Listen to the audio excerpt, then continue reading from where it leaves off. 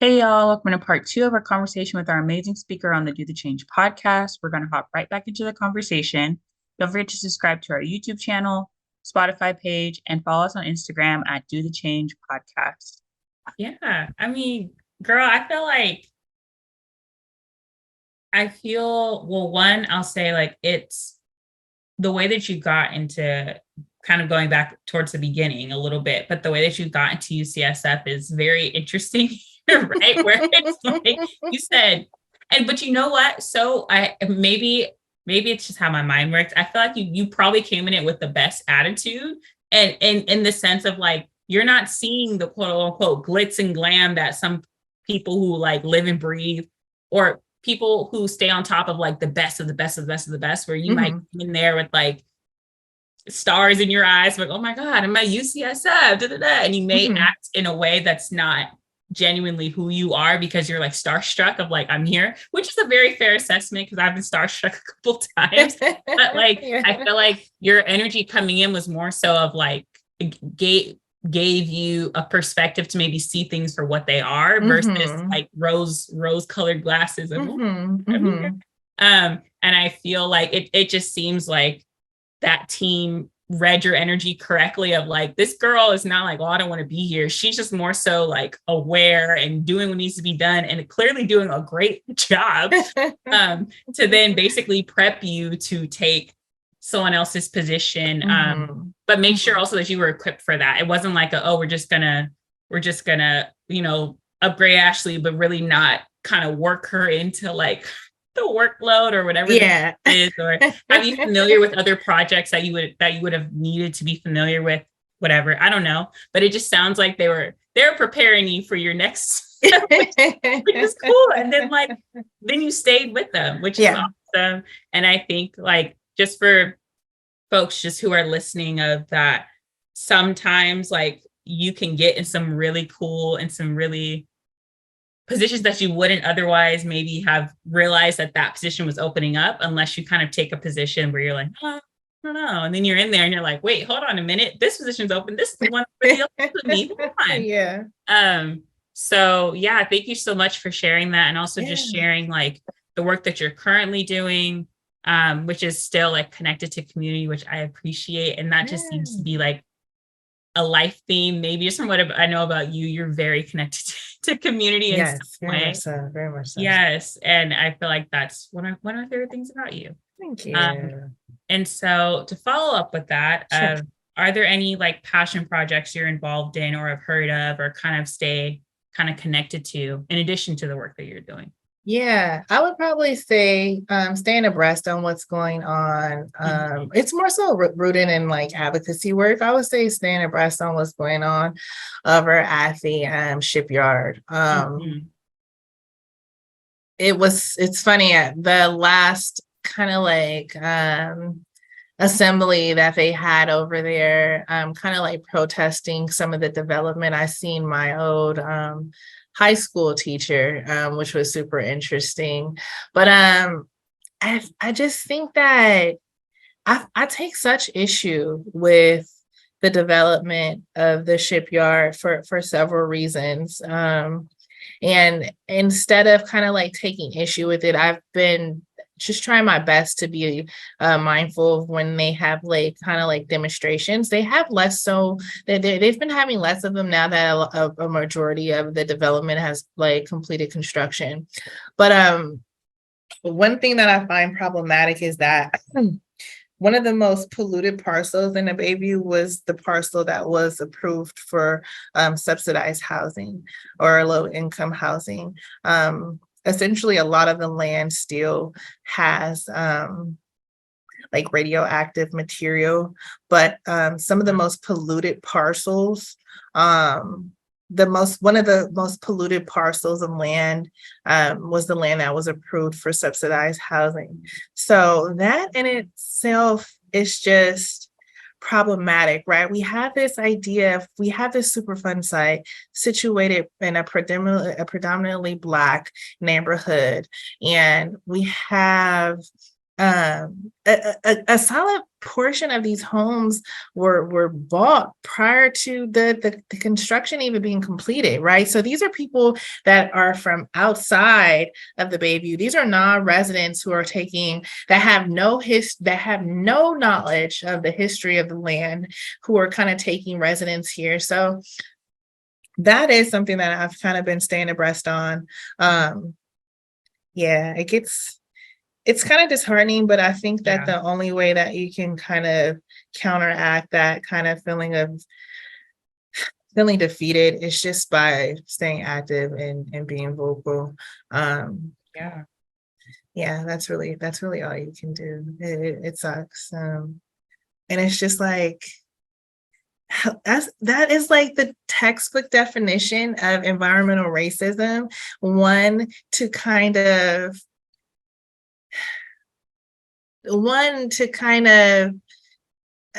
without getting too deep into the history and the story, it's just one to kind of bring in or redevelop land, and prioritize this newly redeveloped land for folks who are not native to the area. And then two, to say, well, okay, you guys can come, but you guys can only go on the most sturdiest or part of the like, what even is this? Like, I just find that I take such issue with that. It's like, I don't know, but I'm one person. I mean, all I can do is just show up when I know they're having the assemblies and yeah.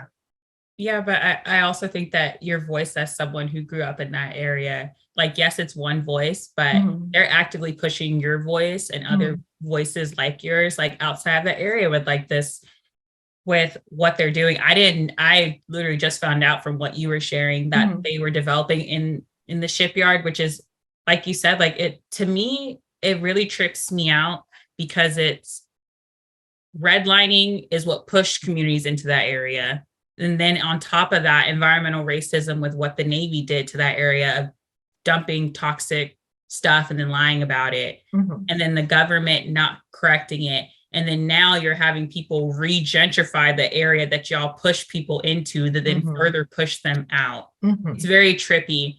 And I was just talking to someone, they were just talking about how there's like now this re-gentrification of redlined areas that they push communities into to further push them out, which is interesting. And it's also just interesting to where it's like the environmental impacts don't go away. Like, you're just now putting more people in that space in addition to causing harm to the community that's there. I mean, you're right, where it's like, it is disheartening, but staying involved and staying on top of it, learning from someone like I just learned from you about what's been going on there, is how you don't forget like what's going on, which kind of keeps the hope alive in a weird way, where it's like, I'm like, oh no, more news, more bad news, but like, oh, I'm glad I know, like now. It's like a weird for sure. feeling. So with that, I'm going to transition into Tea Time with Tyra, which is kind of, we're talking, well, the just kind of the more like getting into the nitty gritty of like, hold on, let's think about this more. Yeah. So I guess I'll start with just being a Black woman in academia. What has your experience been like? Just navigating that space? I feel like that's a big question because you have a long journey, but wherever that question takes you. Great question. Okay. So being a Black woman in academia, I feel like firsthand, something that comes to mind is that I feel like on paper, the idea of a minority, you hear the word minority, you hear it often, you see it in publications, you hear it like in a lot of different spaces. But I feel like being a Black woman in academia, firsthand, I feel like a minority because in all senses of the word, right, is also okay. So there's not many of us, right? And then like also I feel like as a Black woman, we kind of approach academic spaces. Our lived experience allows us to approach academic spaces a bit differently. So in addition to like the visible lack of representation in academia, there's also this, for me, this idea of a lack of aligned or shared sentiments, specifically with things that are problematic, right? I feel like sometimes certain things that go on in academia are very problematic, but because you are a minority in certain spaces, for you to speak out or like voice against them, sometimes you can find yourself second guessing things because there's no one necessarily there to be like, yeah, that is wrong, or yeah, I agree with you, I didn't like how that was said, or that is, but without having that, because there's not many of us, it's hard for us to find allies in which we say, you know what, you're not wrong. That was not right. And it takes for you to have that lived experience as a Black person to even to just hit like that, for it even to hit differently. And I feel like as a Black person in academia, I really kind of feel or understand more so the idea of what a minority is, because there's not a lot of us. I wish there were. I wish there were, but there's not enough of us. There's not enough of us. Yeah, and I really liked how I think when you explained how that it's just even the way that people react or like respond to different things that happen in academic spaces. I feel like you've perfectly described something that I've experienced where I'm like, I don't know how to put it into words, but even if I don't even feel like people saw it in the way that I saw it. And you're right, unless it's like another person who looks like you, or as it has lived similar experiences as you, that you also feel very isolated and a minority in that way. And I remember I had an experience in a class, I'm not going to name the person, but an experience in a class where just the way that my question was answered, like it struck a nerve in me. And it's just, I feel like, I don't know if it's just like a Black community or person community thing, but sometimes the way you say things, like your tone, it's real disrespectful. And so I felt kind of the pain in my chest where I was like, I didn't say anything. And I was just like, maybe I'm crazy, because no one else seemed to have an immediate reaction to it. So I kind of gaslit myself into like, maybe I was overreacting. And it wasn't until after class, love her. She walked up to a girl in my class, walked up to me and said, "Are you okay? The way that they said that was really rude." And I literally was just like, I'm not crazy. I am not crazy. And just it just felt like a very deep affirmation. But if she hadn't, I've never spoken to her. That was the first time she spoke to me. She just walked up to me, touched me on my shoulder and was like, "Are you okay?" And it's just something like that. But you're right that being a Black woman in academia and being a minoritized group on top of that, you don't always get those like, I see you, or yeah, that's not cool. Or sometimes you get it after the fact and you're like, girl, I needed you in that moment. I didn't need you next like a week later. Like, what are you talking about? For sure. But yeah, and it's like, unfortunately, like I feel like the further, I don't want to say the further up you go, because I don't really see it like that, but the more degrees you get, I feel like the more isolating that is because of all these different additional kind of barriers in place. To enter into higher education. Yeah, for sure. And one of those barriers being visible. Like if I don't see a lot of people in that program and we already know what that feeling of being isolated is, why would, you know what I'm saying? Where that could also impact you. But yeah, definitely. But you know what? We have to be there, so when someone comes behind us, they see us, and we'll give them, the motivation to be in those spaces. Yeah, because all it takes is, it's just that one, just like going back to Nani, I'm sure this is back in I don't want to date myself, but back in like early 2005, 2006. Almost nearly a decade ago, or a little under a decade ago, I'm sure I can assume that there weren't a lot of minorities in school at school UCSF to become a pharmacist. So the fact that, she wanted to pay it forward and mentor Black women as well was like, she'll always have a place in my heart. Nani, if you're listening, I hope you are doing well. Okay, so I do have another question. Sure.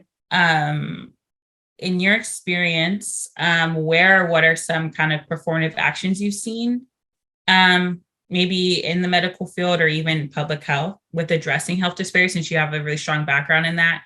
And also, if you could maybe go back in time and like what are some tweaks you would add that would maybe make it not as performative and maybe more like genuine and like restorative? Sure. So I have a really good example of this. I would say I was doing some volunteer work during undergrad at a community-based organization who kind of works with, who anchors into the public housing projects in San Francisco. So it's kind of like a joint program through like the San Francisco the San Francisco Housing Agency, so SFHA. And they have these organizations in which they kind of come in, community-based organizations which they kind of come in and they work at the site, at the public housing project site. And they do all types of things with the kids, with the youth.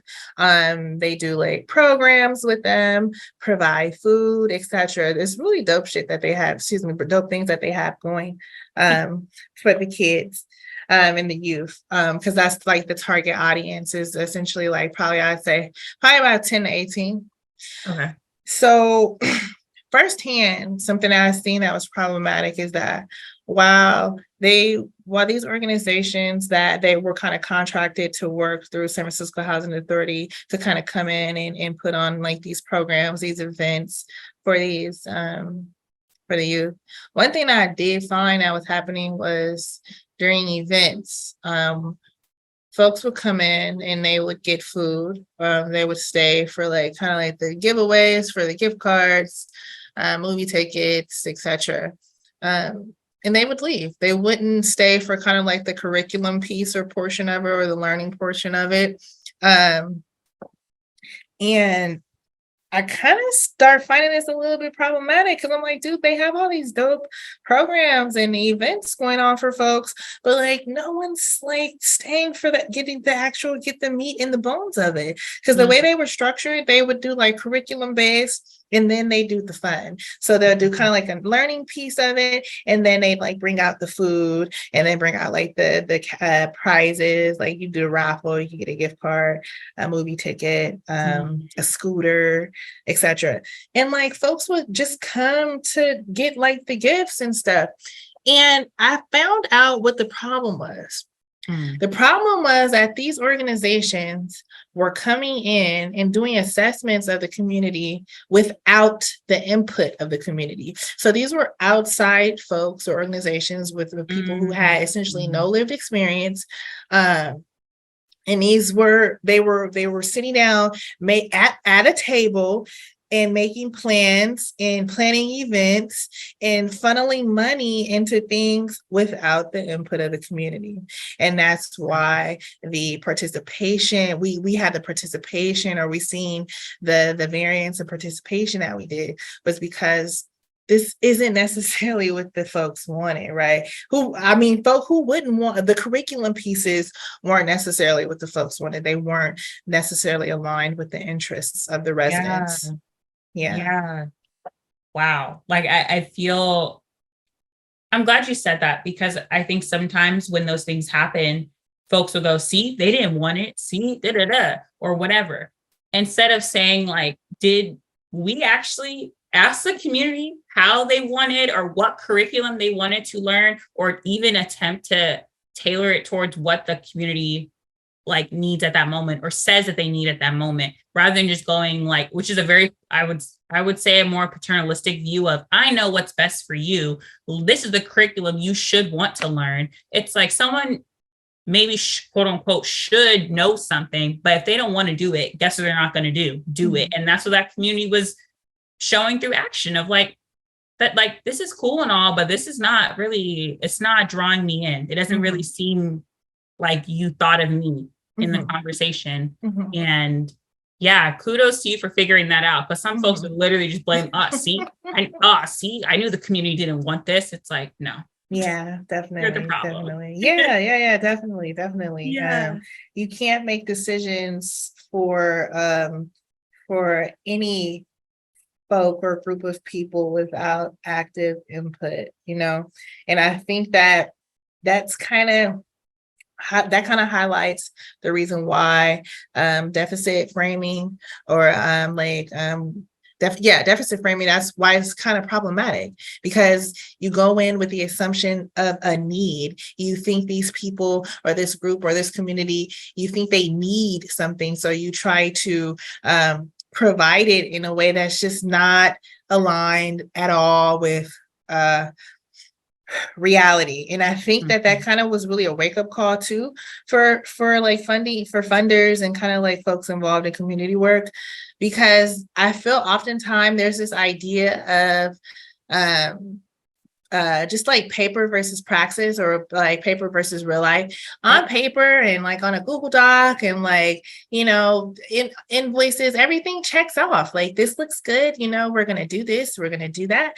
But like, when you actually go physically into these communities, where you go, you drive there, you park your car, you get out, you go into the building, you wait, you set up, and you have people start coming in, and you start talking with them, interacting with them, explaining, they're asking questions, they're engaging with you, you're explaining things to them, you're interacting with them to gauge their interests, you're building rapport. That is different. That hits differently than just us, a person kind of, or a group of people at a table just writing out on a laptop, what looks good or what they think that they're going to do. It's completely different.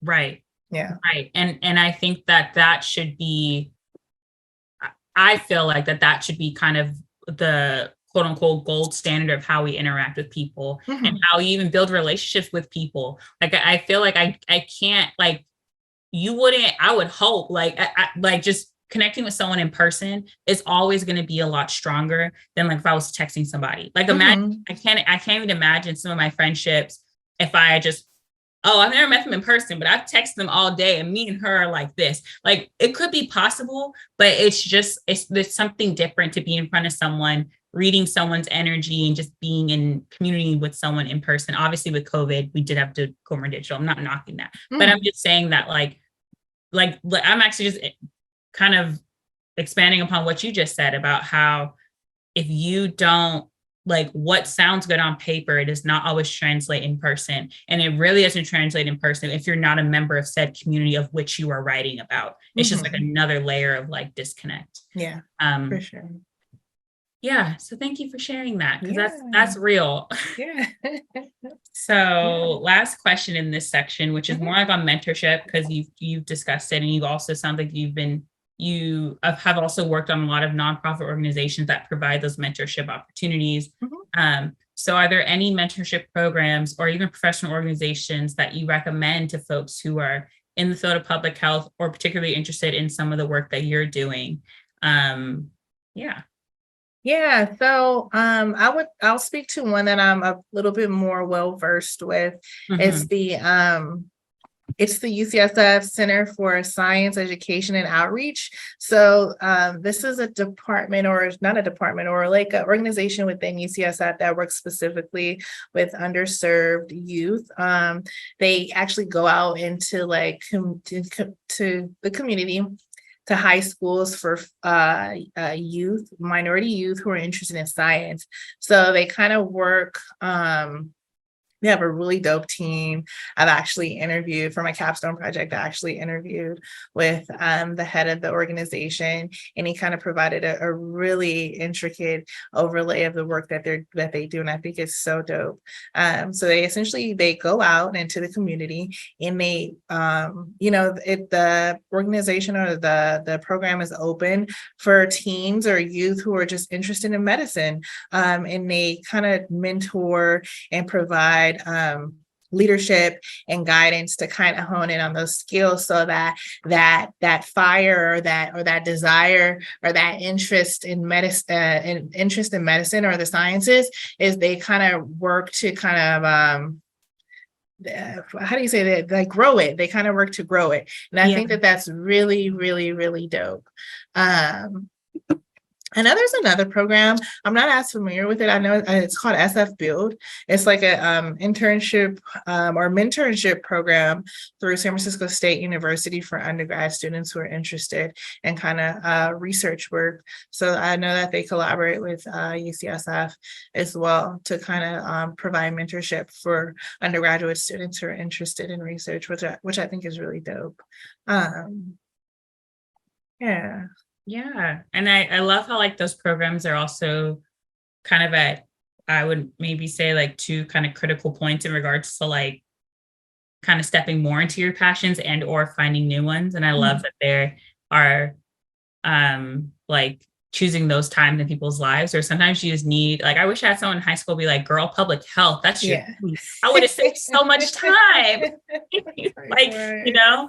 So like, I can't imagine like as a high schooler knowing the language of public health, like just what is medicine, and really getting someone, like having someone who has that intention and goal to make sure that I know what's going on. That sounds really dope. And then also obviously grad where like, or undergrad where that's where everything is mixing and matching and you really figuring it out. So that's a good time to get some clarity. For sure. I agree. Yeah. So sadly, we are coming to the end of this amazing conversation. So I want to thank you, Ashley, for being here, for being open and honest, and also walking us through some like SF context as well, because I'm not from SF. So it's always nice to talk to someone who's, you know, grew up there and has a lot of like history and stories to share. So I love that. Also, thank you for talking with us about your journey into UCSF and also your journey into the field of public health, which is much needed. And for just bringing the perspective of just being a Black woman in academia, which is so real. It's a very unique experience. But yeah, I just want to express also how grateful I am to have met you while at Berkeley, also being a Black woman and wanting to uplift that as well, because you were a part of my journey. And it was nice. I think I had 2 classes with you, the 2 classes I had with you, where I was like, if Ashley here, we good. Like, it's good. It's good. And those are good classes too. Yeah. So I'm going to end with questions about self-care, and then feel free after to provide any closing thoughts or advice that you also want to give folks. So the first question is, how do you personally define self-care, and what are some ways in which you practice self-care? Sure. How I personally define self-care? That's a really good question. I think self-care is just the act of doing something for yourself that makes you feel good. I think sometimes self-care, it looks different for other folks. Sometimes it can be like an actual action, like, you know, for example, like, I don't know, going for like a pedicure or going for hairstyling, or it can be something like, you know, kind of internal, right? So you can tell yourself, hey, you know, this week I'm not gonna let things that are beyond my control worry me. So I think self-care is just anything that kind of works to better make you feel good and make you self-improvement, make you feel good about yourself. Yeah. Okay. And so last question is, how do you nurture and stay connected with your community? Do you have any recent positive memories or experiences with your community? How do I nurture and stay connected with my community? I would say one thing that I like to do when I do step into the community is just rapport building.